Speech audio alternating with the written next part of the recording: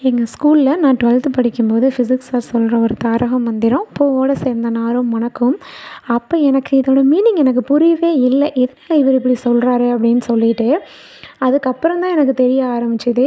நான் வந்து கிளாஸில் ஃபஸ்ட் ரேங்க் வாங்குவேன். ஃபிசிக்ஸில் நல்ல மார்க் வாங்குவேன். ஆனால் கொஞ்ச நாளாக வந்து நான் படிக்கலை, ப்ராப்பராக டெஸ்ட் எழுதலை, வெறும் பேப்பர் கொடுத்துட்டு ஒரு லைன் மட்டும் எழுதிட்டு கொடுத்துட்டு வந்துடுவேன்.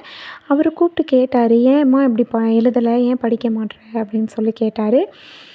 "நீ பக்கத்தில் உட்காந்துருக்க கூட ஆள் சரியில்லை, அதனால தான்" அப்படின்னு சொல்கிற மாதிரி சொன்னார். அதுக்காக அந்த ஸ்டூடெண்ட் வந்து கெட்ட பொண்ணு அப்படின்னு நான் சொல்ல வரல.